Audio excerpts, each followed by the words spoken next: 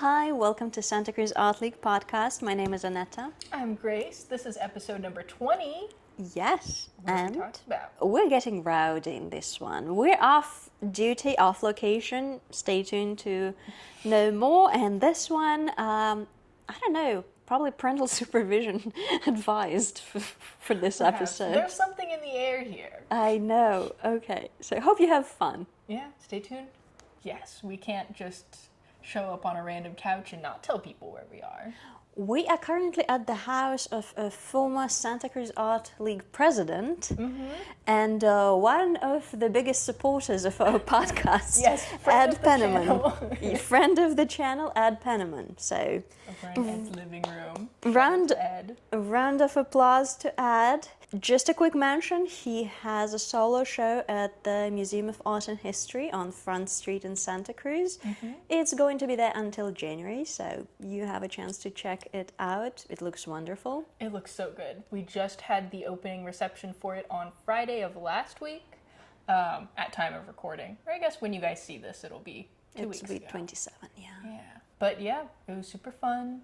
A lot of people. His work looks really good up. And yeah, it was just a fun time. So you guys should definitely go and check it out before it's gone in January. So you've got some time, but you know. Gotta get on it. Yeah, I know. I feel like the Ma is in such a good spot in Santa Cruz. It's, you know, you get to make a whole afternoon out of it. The surf exhibit's happening on the second floor, and then there's Ed's exhibit. So you really get to check out a bunch of different things. And then Abbott Square is right next door, so you can, you know, stop for a cute little lunch or something. And they have live music there too, so. It's true. And if you have reciprocal membership with Santa Cruz Art League, you get to enter the Museum of Art and History for free, which is a treat. So you've got no excuse. Yep. Again, I'm going to put on the screen for you how to obtain the membership if you are by any chance not a member yet. Just a friendly reminder. And by the time you see this, if you're watching it on the day when it comes out as a true fan, in 2 days, we are going to have a watercolor pop-up show. It's true. The Watercolor Society, the Santa Cruz Watercolor Society is hosting a show in our gallery. The Watercolor Society is run by Aimee Nelson, I want to say is her last name. And of course, Linda Lord, who teaches at the Santa Cruz Art League, is a member. They're going to have over 18 artists represented. And then there's going to be a big back wall where they're selling a bunch of matted artworks. So it's going to be really fun, and you guys should check it out. So from August 29th until September 13th, it's a rather short one, so hurry up, visit the Santa Cruz Art League to check it out. Yeah, it's blink and you'll miss it. You better get here. And also kind of creeping up on us is the biggest fundraiser of the year for Santa Cruz Art League, It's which true. I'm Luck very of the Draw is excited. coming up, and actually this year I think I'm going to be emceeing. For the longest time, for about 20 years or so, we've had Roger Sterling, who is phenomenal emceeing it, but he has since retired.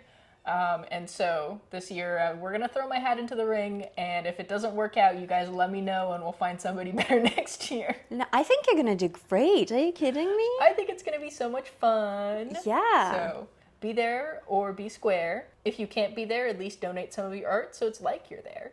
Absolutely. I am donating some of mine. I donate some of my art also. I only started to donate my art like a couple years ago because I was like, I don't know if anybody's gonna want my art. But then the lady who got my art was so sweet. It was an awesome moment, and she followed me on all my social medias. And Aww. it was really cute. Yeah. So For me, it's rather challenging sometimes because my art is rather contemporary. So the pieces that I chose, they kind of border on classics and contemporary married together just so it's more marketable to a wider audience. Again, we're going to put on QR code and a little flyer for you to check it out. Again, we care about your social life. So it's such a fun time. It's always really exciting, and you get to go home with a piece of artwork an original piece of artwork for your wall. So I encourage you to get a ticket or donate or, however you want to support the Art League. It's such a fun time. Oh, and you get to have an original artwork for a fixed price. It's true. Of the ticket. So, and also, like Ed Penniman, who obviously he's here, he donates every year. David Fleming donates every year. So if you're, a really big fan of some of these local artists, they make a point to donate something to us every year. So if you're not able to afford a David Fleming, this could be your chance to get one. Mm-hmm.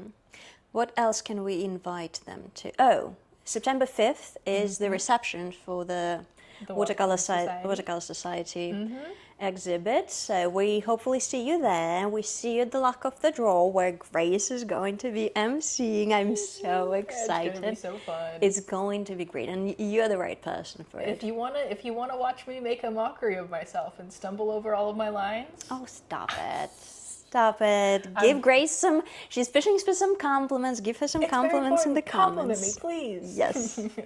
Yes. Let me know that I'm going to be a good MC in those comments down below. I mean, we know that you will, but yes.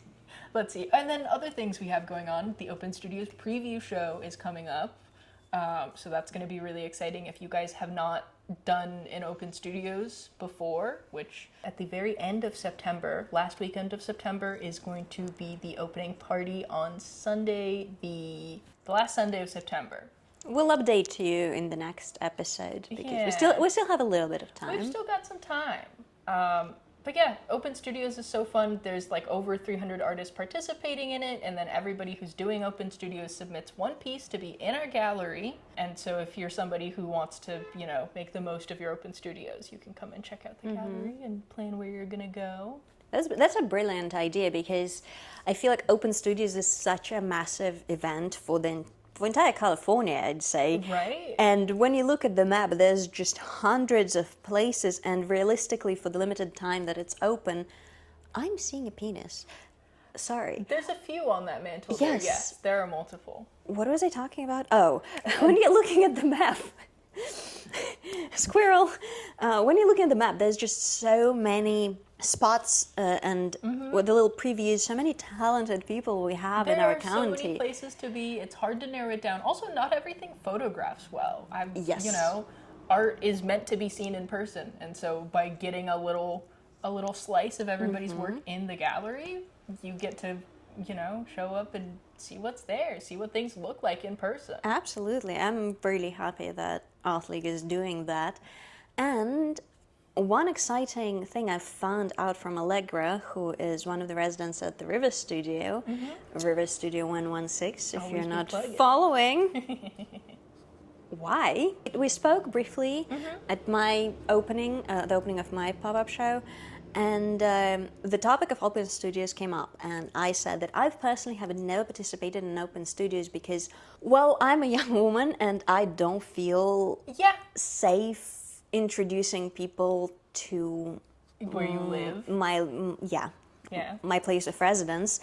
As much as I believe in humanity and I love people and I believe in the best, but at some point it's just a numbers game, It's just not the smartest idea, and I just don't want to hear like, oh, but what was she thinking? We're not doing any of that. And Allegra actually told me that what you can do, you can partner with another artist, exhibit your works together, and they can host you.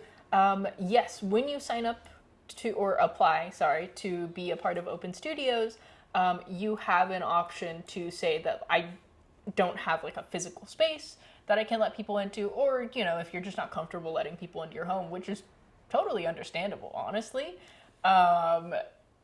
They can actually pair you up with local artists. Also, there are local businesses that host Open Studios artists. And so, it's really about finding a way, because it came about mostly because a lot of young people, live in shared spaces, or maybe don't have like a studio proper, or maybe, you can't accommodate, like some people are getting up to 300 visitors for Open Studios. You might not be able to fit them into your little one bedroom studio. And so being able to pair up with other artists, it makes it easier for the person who is visiting Open Studios, because you get to see like a bunch of artists in one spot. But also it's helpful for artists who are up and coming and don't have a space. I'm glad we talked about that because I didn't know it, and I am such a lover of open studios and the entire concept ever since I moved to California. So maybe to some of you that is new, and that's an opportunity that you will be seeking going forward, because I will be considering it for Yay! the next time. That's going to be so exciting. This keeps on falling down. I'm just going to take it out. Okay. Your hair is too shiny to hide it. I always say that. Oh, here we go, Pantene commercial. I know, that's what I'm trying to do. I mean, if they want to sponsor us, yeah, hit us up. hit us up. We've got lots of hair and Yes. lots of opinions about hair. So Yes, absolutely. On that note, shall we move into double exposure? I think so. And this week I am covering contemporary artist, and Grace is covering the classical one. It's true. Who wants to start? Who started last week? You did, I did. with a contemporary. Would you like to start this week? Sure. Let me pull out my iPad. Yay! I am an iPad kid, apparently. I need my emotional support iPad. I cuddle up with my iPad at night. This week I'm going to talk about a sculptor, Sharon Brill, and her beautiful, beautiful, very architectural sculptures. They look like kneaded pieces of dough. I think that's a good thing. Yeah, it's really difficult to make, like, what is that made out of? A great question. It is porcelain. She works with porcelain, and I am partial to porcelain because that's when I work with ceramics, porcelain is my personal favorite. It is not the easiest to work with, but it's just so pretty. it's so pleasant. I think for me, ever since my grandmother showed me fine bone china, like the translucency of it, when you look through the light and you can literally see shapes through the cup, I fell in love. I fell in love with porcelain, and when I saw some of these sculptures by her, Some of it just looks very, like, liquid. yes, It's incredible. Yes, my twisted dough comment is a compliment. It's really difficult, I think, to get sculptural pieces to look like yeah, they organic materials. I think so, and they almost look in movement. What I appreciate about them, it looks like they're dynamic. This one that we just went past, this one kind of looks like a sound wave. Like it's a melding of, like, sonic and physical, like, liquid. Yeah, I like that. Very interesting. My first acquaintance with it was on First Dibs. Of That's you and Instagram and me, and just browsing First Dibs for fun. That's a much classier way to find contemporary artists, I would say. Well, thank you. It's not because I have shopping addiction at all. Yes, and it's not because I have an Instagram addiction. That's a story for another time. Yeah. My original introduction was through her Cube series, and I was so engulfed by them because they're wall sculptures, and I love wall sculptures. That's some of my favorite sculptures, if I may say so myself. Oh, and we can see a little bit of her process here. Very cool. Like with the glass artist that I mentioned a couple of episodes ago, with the multiple techniques that I regularly used to work with glass, forged into one, that's kind of the situation with these. So she uses wheel thrown and hand building and just various processes to build her sculptures. That's so interesting. Yeah, she builds from slab too, and they are sanded with different size sandpaper before and after the firing, and Wow, that's really... I think the freestanding ones are really interesting, but then the way that this kind of comes to life out of the wall, it looks like some sort of deep sea creature almost. right? Or it almost like it was always in the cube, and it's just emerging. yes, very dynamic. Kind of ghostly, some of her pieces. I like that. Not in, like, a scary way, but just, like, you know, Okay, if we spirited. maybe I can. And what I like is that how organic it looks. So it almost looks like the nature could have forged it. Right, it looks like it grew that way. It doesn't look like somebody sculpted it. Yeah, you can see some of the texture in the crevices, like if you look under, so it's not just, I mean, obviously it's not two-dimensional, but there's more to it than meets the eye. And I also think they're very feminine. I like how this one's, because a lot of them, the composition is kind of, you know, on the canvas. This one's kind of coming, right? It's not a canvas, but, you know, it's coming onto the plane. It's not just emerging from within. On the side of the cube. And it almost can be spooky. Yeah, it's like an apparition. And some of the like freestanding sculptures are just so organic. It looks like some sort of cloth and like just getting tossed about in the waves. And she uses sandblasting too, which is a very laborious process. Yes. I've actually been to the studio of one of the local Santa Cruz artists who works with glass and glass etching. Oh, interesting. And her husband showed me like the studio and where she works, and they're both like they're husband and wife artists. That's so sweet. Yeah, that I was love my that. first introduction to sandblasting, and wow, is that not just something you pick up on a Tuesday? It is. You gotta have, I don't know, so much space. I feel like it takes up a lot of space and very expensive. Yeah, but worth it. Equipment and the protection for your body. You're not trying to get sandblasted. You gotta wear those. What fascinates me about her work is that they are all kind of in the same style. And artists like that, well, perplexed wouldn't be the right word, fascinated, to repeat myself, fascinate me, because to find one medium and kind of one motive so inspiring that you can keep going with it for years consistently. I mean, it's so beautiful, and she's well accredited. It feels like to the point of obsession. Sometimes you find like a medium or a technique or something that you just want to continue with until I don't know, until it seems like she's just going to keep going forever. I'm curious. That's what I'm curious about. I kind of want to see where it leads her. Like, let's say in 5 years, if I revisit First Dibs, because I for sure will, let's be honest, if her style or her mediums changed, because I do relate to that, like, you know, obsession with the medium and full engulfed into the body of work. But for me personally, those are more of like a series. Yeah, that makes sense. You take the medium to its extreme, but within like a period of time. It's not just like this ever growing pursuit for just one medium over decades. Yeah, and that's just how I work and what's closer to me. So artists who have this consistency and devotion. I think devotion is the word that I was looking for. And look at this, the flow number 3. How... That's love. That's true love. Yes, it is. And maybe that's what monogamy in the art world looks like. And I'm just not a monogamous artist in terms of like my... Can't pin me down to one medium. No, absolutely not. But how... You can see the mastery in this, I think. It's just so inspiring, and I don't think that's something I would personally ever be able to do, to devote my life to one medium. And I mean, it could also be the case that, you know, she's devoted to this medium, but that doesn't mean she doesn't have other creative outlets outside of this, too. True. This could just be what we're seeing. Very true. Cube series.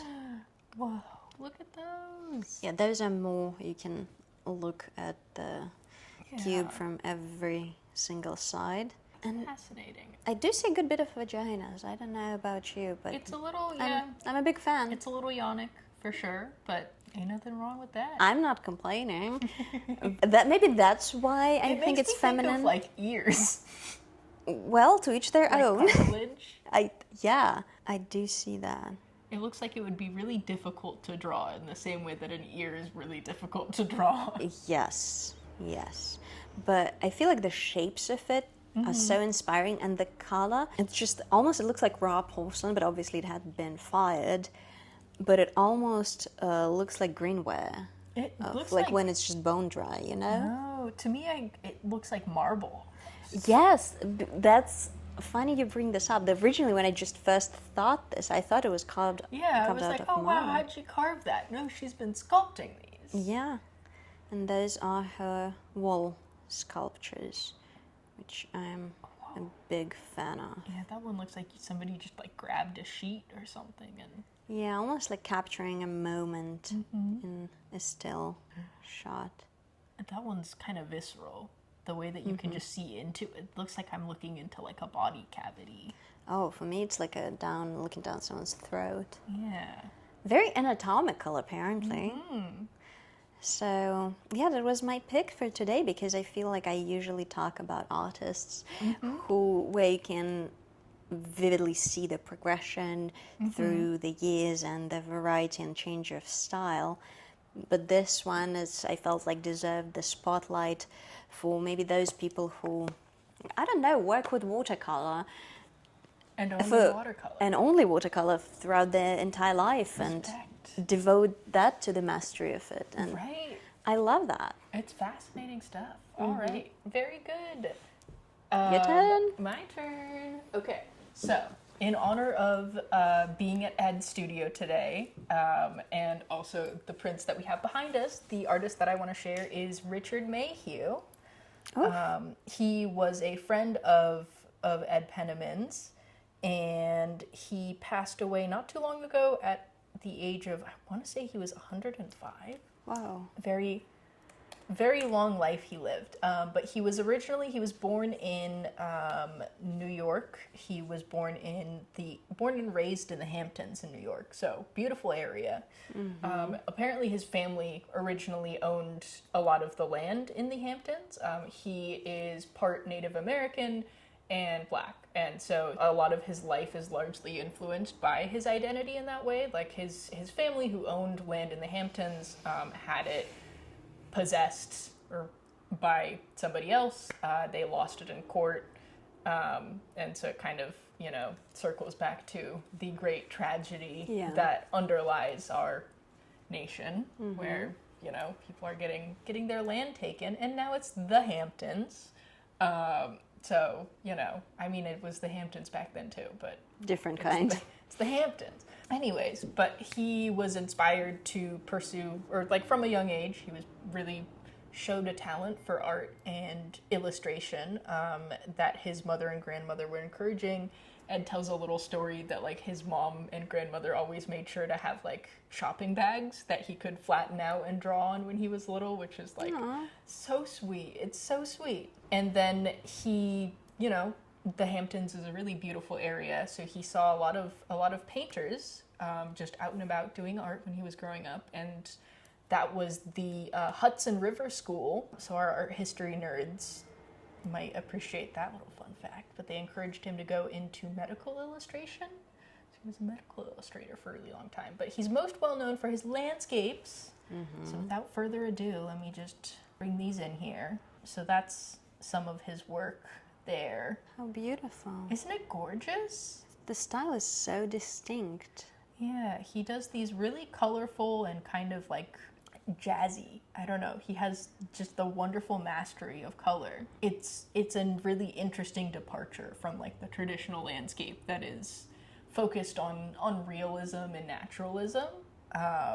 Whereas, his are very, like the colors are just so vibrant and interesting, and like the way that he can capture this layers and depth of color, I think is really interesting.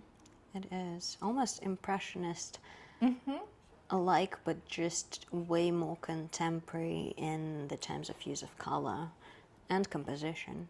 It's gorgeous work, and I think he has some pieces. He's part of the collection over at the MoMA. They have a little documentary on him on the SF MoMA's website. And then also I saw one of his pieces on display at, was it the D. Young too in San Jose? Okay. So I was like, I know of that guy. But yeah, very cool artist. The colors are just unbelievable. The use and the combination, wow. Right? Like this one's so beautifully hazy. It's so well done. Mm-hmm. It's almost like, you know, when you take a photo and then apply like a really cool filter that doesn't look cheesy or tacky, but just adds vividness and color that was not there before you looked at it, but just in a way more masterful way. This is kind of how I imagine it would be if you had like synesthesia. Yes. Where like the certain like smells and textures of things have colors assigned to them. Yeah, it's gorgeous work. I love it so much. It's so cool. And it looks like he works with big format too. And Yes. I bet the originals look absolutely breathtaking. Yeah, you can see the... There's him in his... Oh, what color is Grief? Yeah, I think that was But something... his passing? Yeah, right after he passed away. Yeah, he was very politically active also. Ed was telling me about a group that he formed in the 60s. So he, as he was pursuing more of a career in the arts, he spent some time at the Cedar Bar, where he interacted with other artists like William de Kooning, Jackson Pollock, and he met the art critic Clement Greenberg. And there, you know, this was during the 60s, there wasn't a lot of gallery representation. Like, if you were a black artist, you were not in galleries. You were not represented within the fine arts. And so he formed a group called Spiral, which was a group of black and marginalized artists who wanted to break into, like, the gallery scene. And, you know, it was kind of a part of that whole civil rights movement. And so... Wow. Yeah, he was a real trailblazer. Anything that challenges traditional establishment in like the art academia, I'd say, always has my heart. Yeah, I think so. I think that it's really cool, and just the way that he shows his appreciation for the landscape. And yeah, and he lived in Santa Cruz for a really long time, so I have met a few people who knew him working at the Art League. I don't think I've ever met him in person, but the way that you can see how somebody is like affecting other people's lives, I think that he touched a lot of people in the community, and he meant a lot to a lot of people, and it's really sweet. Yeah, and well, you do know him through just one handshake. That's Ed. true.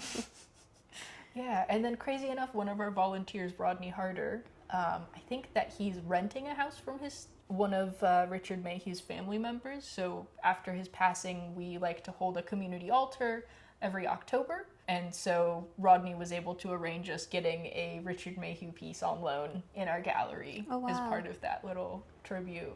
That's incredible. Yeah. So it was really sweet. It's nice to, you know, be in such an interlinked community of artists and be able to celebrate the people that have been here before. That's Richard Mayhew. Beautiful. A little song for you guys too. Yes. It's just so vivid and vibrant. Look, that's him when he was younger. Very dapper. Yes. I'm a sucker for a pinstripe suit. I'm a sucker for a mustache. Here, I said it. Bite me. It's so beautiful. Like Yeah, I love the way that he does trees. it's almost like I wish I could just watch him paint. I'm gonna scour internet to see if maybe there's some videos of him creating, because I feel like seeing this come to life must have been... This one, let me see. Reject all. Yeah. Reject the cookies. He moved to Santa Cruz and he worked up at the UC for a really long time, but he just liked Santa Cruz, so he ended up staying here. Well, I get that. It's a cool spot. It is. It has its downsides, but... But where doesn't? Exactly. Then you get to be in Santa Cruz. But don't move if you're not from here. We have enough traffic. Oh my god, the traffic's so bad. The traffic's so bad. Yeah. We need more public transit. Yes. And I feel like, you know, maybe that's what it is about the States. Like, every time you find a community or like an org that has a tight-knit community, it's like a breath of fresh air. Because there are not many public spaces. It's hard to get places. It's hard to be places. I feel like you have to spend money to be anywhere. And it's very individualistic, if I may say so. You preach. I'm from Japan, it's hard. It's hard in the States because it doesn't have to be like this. I feel like there's a lot of ways that we could be investing in community spaces. Just the way that we kind of criminalize being outdoors. I understand that like it can be difficult if you have property and there's a lot of unhoused people and stuff, but all of the things that we put in to like deter vagrancy, which is like a contentious term, I know, I think it just makes it uninviting and unpleasant for like anybody to exist there. And just makes people want to stay inside and hyper individualize, and it's not good. Oh, now that I'm thinking about this you're seeing this hopefully on 27th, if you're seeing it when it comes out. And that means September Critique Group is right around the corner. It's true. First Tuesday of every month, 6:30, in our classroom at the Santa Cruz Art League. We're going to see you there. This time the gallery's that way. Yeah, the gallery is far away. Much that I don't know why I thought of that. Anyways, also That's the classroom funny. too. I like that. Be there. It's free. You just have to bring your art and your lovely self. And I especially have FOMO because I was in Hawaii and I missed the last one, so I have to compensate. Yes, gonna bring something massive. It's almost like you know me. I like working big. It's really fun. And it's not fun to transport it, but we'll see. I'm really excited. I am taking a trip to Austin, Texas. And so we'll see if I work on anything cool there. I might bring that to the critique group, or I wasn't able to bring the little series that I've been working on last week because I forgot that it was critique group until I got a text at like 6 o'clock from the facilitator saying, I'm going to be there. And I went, oh no. Okay, so, next time. Maybe we'll bring something new, something old. We'll see. Something borrowed and something blue. Okay. Well, maybe a little early for that. But whatever you feel like. Yes. We're here to support you. Why, thank you so much. I feel very supported. And if you guys want to feel supported too, you should come to the critique group. I know it sounds scary because I've mentioned it to a couple of people, which weirds me out. Like, I understand why it would sound scary to those who like attended if you've been to art school, because I mentioned like about my experience with art school and critique groups and your entire self-confidence as an artist being eviscerated by your peers. That is not fun. I mean, it is necessary and it helps you grow as an artist, but it's not like fun pastime activity per se. It certainly is efficient, I will say. Yeah, absolutely. Get straight to the point. And maybe for me, I was just maybe a little too young for it too, and everyone being older than me. My brain was not fully developed at the time. But we can promise you that this critique group is nothing of the sort. Nobody's been mean. Although there have been a couple people that are like, I've been to art school and I would like you to not pull any punches. And so like, if that's what you're looking for, then I think that people can take that and be a little more dry. But even then, I feel like people are really nice and thoughtful and supportive. Yeah. So I haven't seen anything mean happen. Always and it's not like it's just praise. There is constructive criticism or ways to improve your work, or maybe not even like ways to improve, but just ways to see your work in a different light and different perspective. Is like, have you considered XYZ? Or like, why did you make this choice? Which I think are very important questions when you're trying to be more intentional about your art. So. And if you're confident in, what you created and you don't feel like changing anything, that's totally valid. Exactly.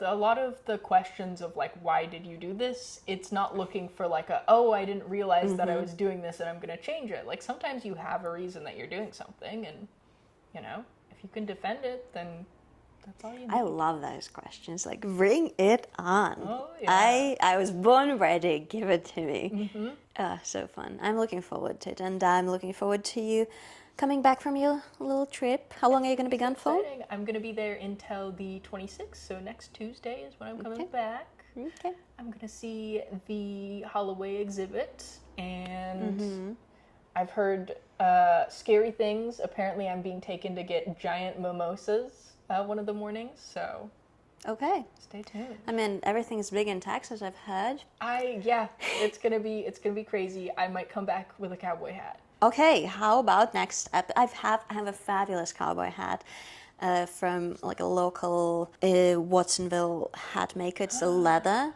and it's from like beautiful cowhide where like you can see the marks that were like on the cow.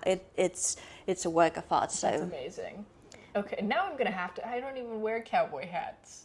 well, I I was feel like just you have a saying that look in for it. jest. Well, I also have I have two. I'm kind of So I can I'm kind of bring you scared one. of cows, so it would feel disingenuous of me to wear a cowboy hat. Oh, but they're so cute. That They're a little stinky, but cute. From a distance, I feel like I'm a little hesitant to get up close to cows and horses. I'm like, they're so big. They are. They're so big and they could hurt me. They're large and in charge. They're not gentle giants. I love the cows that are in Arana Gulch over in Santa Cruz. I like cows when you see them from the car and you're driving past them and you go, look at the cows. Oh, That's nice.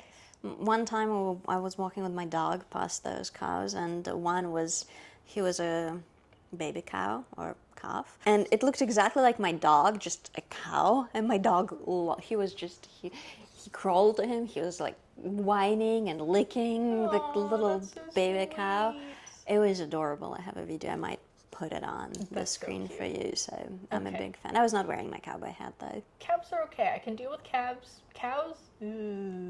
Okay. I don't know. They're a little spooky. Well, please tell Grace in the comments that that's okay to be afraid of cows and for her to wear a cowboy hat next episode. It makes me think of my gran who would say, if you get an outfit, you can be a cowboy too. If you could what? If you get an outfit, you can be a cowboy too. I love that. I stand by that. I mean, Yeah. look, not all of us can lasso, whatever they lasso there. The cows? Yes. I know a lot about cowboys, can you tell? Okay. I mean, I have a t-shirt that says "Save a horse, ride a cowboy." Does that count? Okay. So good. I'm going to wear that and a cowboy hat All next right. episode. If I obtain a cowboy hat, I'll wear one. If If not, I'll bring you How- a spare one. there we go. I'm devoted. right. I got an idea, and we're doing it. I'm going to grow a handlebar mustache in that time too, so it'll match with my cowboy hat. Wow. Okay. Just when I thought you couldn't get more attractive. Yes. All right. I feel like that's a good. All right, we got to cut the camera. We're getting a little too Rowdy. of duty over Yeah. here. Okay, Mr. Beast. You're Oh yeah, sorry. here for. I'm here to remind you guys to smash that like button and launch some stinger missiles at that subscribe button. And if you could ever so kindly dropkick the notification bell, you will be notified whenever we post.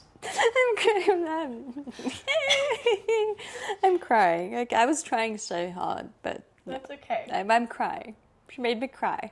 I'm so mean sometimes. Okay. Well, you've had her.